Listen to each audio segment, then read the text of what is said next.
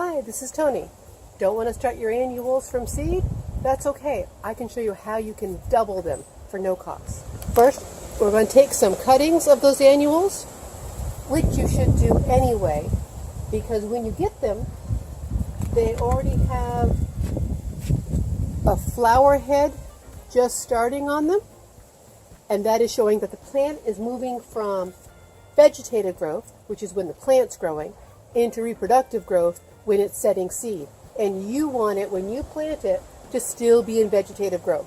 So you're going to want to nip that off anyway. So you might as well make cuttings from that and double the amount of annuals that you have. Now, the way to do this, and let's zoom in here so you can see.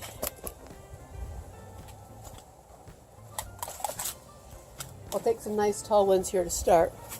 This happens to be celosia, and I am going to cut that. This is where the first new leaves were, and these are, we'll leave several sets of the fresh leaves, and then cut right above a leaf node.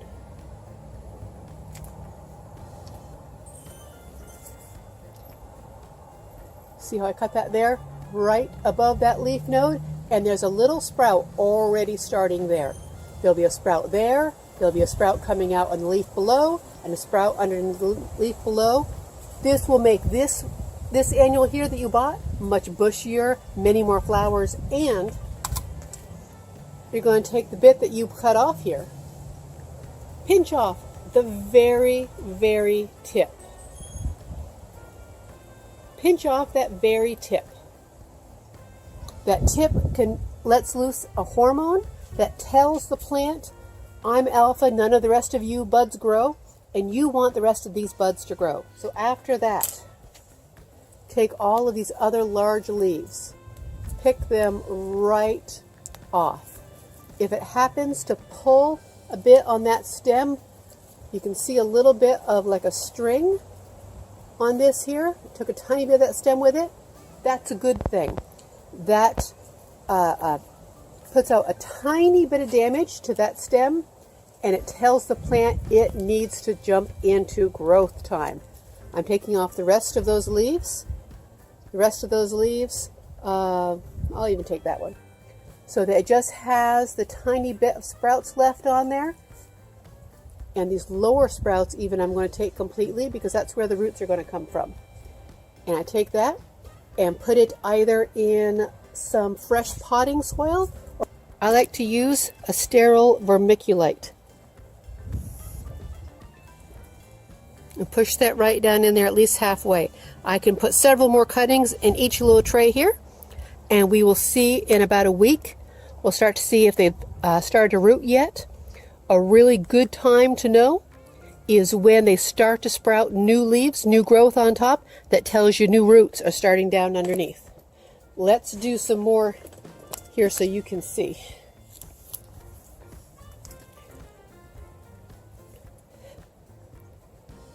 Snip these off about halfway, just above a bud.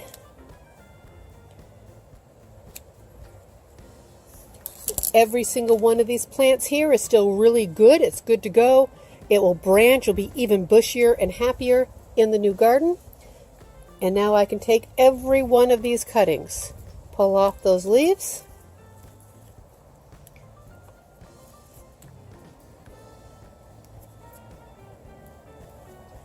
Nip that very, very top end off. And you've got a great little cutting right there.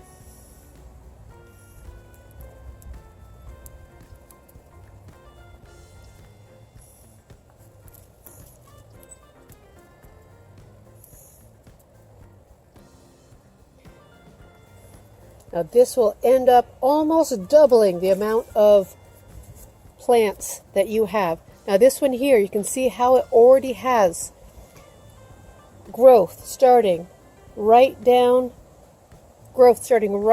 in there. It's really, really thick. So I'm going to come in and just make sure I've cut above a node.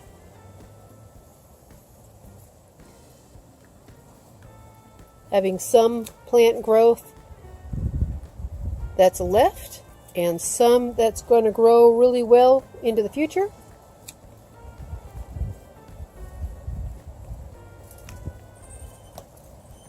And we are off to go. Oh, snip that again. You can see even better the plants, how thick they were and how the side shoots had already started growing some, and how thick and beautiful and full of flowers this is going to be. Now, not every single one of these shoots, cuttings, is going to take. It'd be nice if every one of them took, but probably not every one. Most of them will.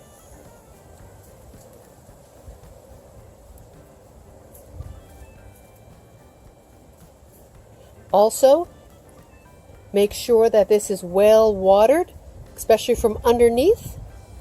And I'm in a very humid climate, so I don't have to put anything around them. But most of you are going to have to either put them in a plastic bag over the top, or one of those humidity domes that you can get with your seed starting kits. And that will keep the humidity in there. If moisture droplets start building up inside that humidity dome, then take it off for a few hours, let it dry out just a little bit, and then put it back on.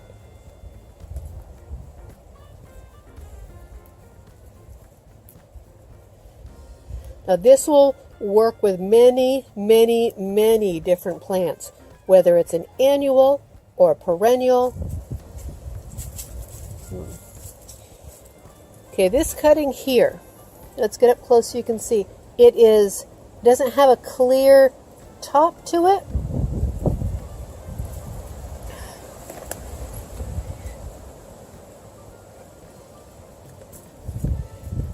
It doesn't have a clear top to it. It's in a V here. It's just not enough stem to make a good cutting.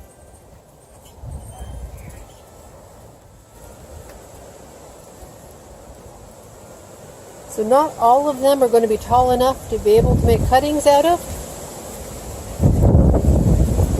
but a lot of them will. You can do this with coleus, really easy with coleus. Sweet potato vine roots, very, very easy. That's one of my favorites to make cuttings of, is sweet potato vine. So the plant may not have enough energy stored in that bit of stem to be able to make a go of it, but plants want to grow. And these shorter ones, well,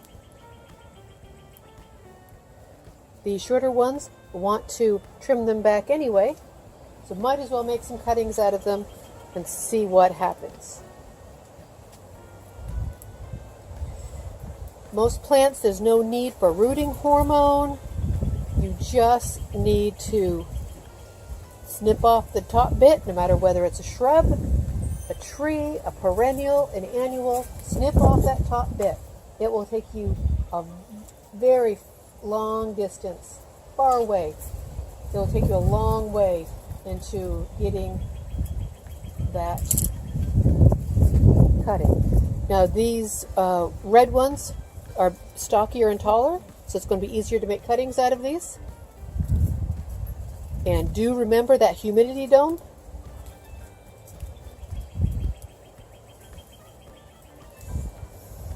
With that humidity dome,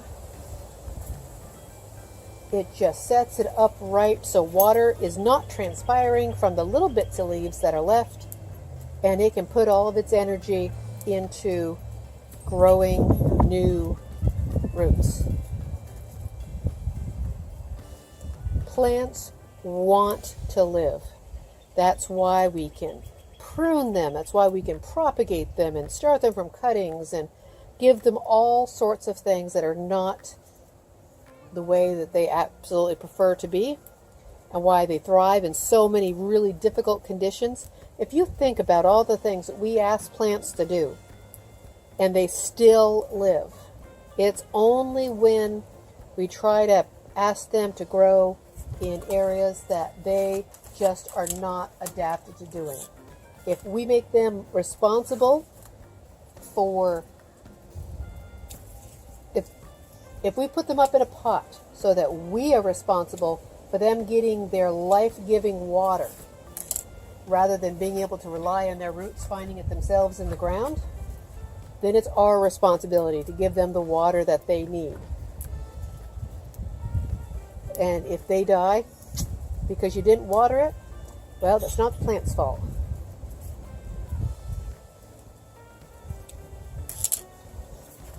If you have to make a choice of whether to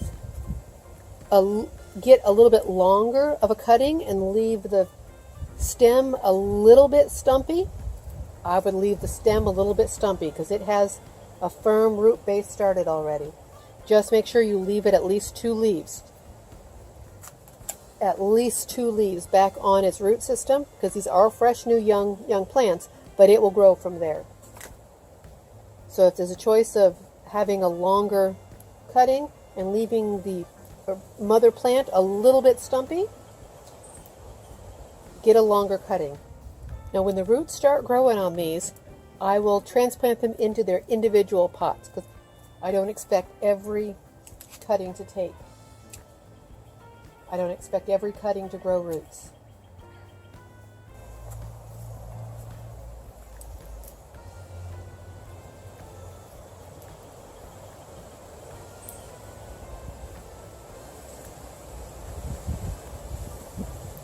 Oh, that broke. It broke off before I intended to. That's a little short to try to root out. But I'll put it in anyway, but I don't really expect that one to take. There's just not enough of energy stored in that stem, I think, to be able to put the roots in. Now the reason why all the leaves come off is because the leaves are set up to have water exit, to transpire out of those leaves, and that will dry the cutting out before it has a chance to root in. So even though the leaves would hold some energy, they're going to be more of a detriment by transpiring all of that moisture out than any advantage to any extra energy that's stored in them.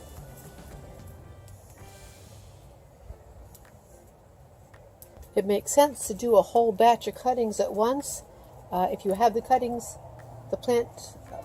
if you have the plant material to do so, just like it makes sense to do a whole bunch of canning all at once or planting out all at once.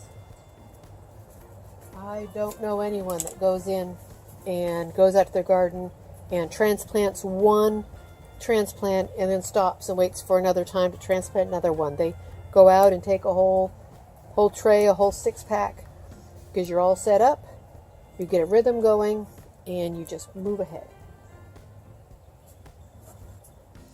Now I was very excited to see, I broke another one. That may be a big enough stem. It's not the length per se, but it is also thick and vibrant. So we'll see. This one is just thinner. By the time I get everything off from there, with the thinness of this, I don't think it's going to take. I'm not going to bother. Now this is celosia. This is the flame flower celosia, not the coxcomb, but the one that looks like flames. I have a hard time finding this celosia anywhere, and I know the reason why. It's because most people, when they buy their annuals, they want to see them in flower first to see what they look like. So if it's not flowering, people don't buy it. People don't buy it, growers don't grow it. So celosia does not flower till a little bit later. It doesn't really flower in the pot, or if it is flowering in the pot, you're going to have to take that flower off because it's never going to get up to its full glorious size. So it's not a plant that shows very well in a retail shop. So it's hard to find.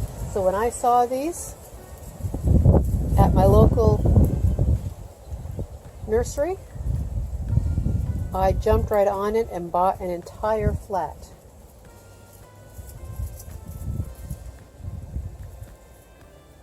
And then I want to show you how to propagate them so that you don't have to buy 2 or 3 flats. You can just buy 1 flat. You can do the same thing with house plants. Take cuttings, take the leaves off, get them rooted. A lot of people root in water. I do not like to root in water. When you root things in water, the roots are very, very delicate and they end up getting damaged when you move them to the regular potting soil. And the plant has to regrow them anyway. So just start right out with your cuttings directly into potting soil. I know it's fun to see the roots in the water, but you know, the water's, you're waiting for it to tip over, and it's not the best for the plant. Go ahead, root it right into the soil, and have your houseplant go from there. Okay, root one in the water so you can see it, but the rest of them put right in some soil or even some vermiculite is fine. It will make a stronger root, and you'll have better luck with your propagating of your houseplants or anything that you're propagating if you're going directly into soil rather than into water. And there you go. You see how all of these are shorter, cut right down, but they are just still going to thrive even more than they were before. And I have another whole flat of cuttings that are going to root and take off, and I can go from there. Now, I like to line, I have a regular tray rather than a waterproof tray, so I line it with a paper bag so that to wick the water up, I just pour it here, and it about a quart. I need to get some more water, and it will wick it right up from underneath in those cuttings. Here, I got some more water, and I'm just going to pour it on the outside, so I'm not dislodging any of that vermiculite. And you might even be able to see as it becomes darker as it soaks right up through from underneath. Well, that water's all soaked up again. Let's maybe half a gallon of water. Let's see. Vermiculite soaks up a lot of water. It holds it really well too. Okay, see how it's not moving nearly, well, there's a little bit on top, but it is wicking right up through very nicely. It's got a little bit more water there. Add a little more for it to wick up. Oh, I can see it now. It's getting very dark. Yep, it has wicked up through all of it now. Just sucked it up from the bottom. And that is so much heavier than it was before. It was super, super light. And I even have some extra water over here, which I'll have to pour off. And there you go. That is how to double your annuals. If you found this helpful, please click like and subscribe, and we'll see you next time.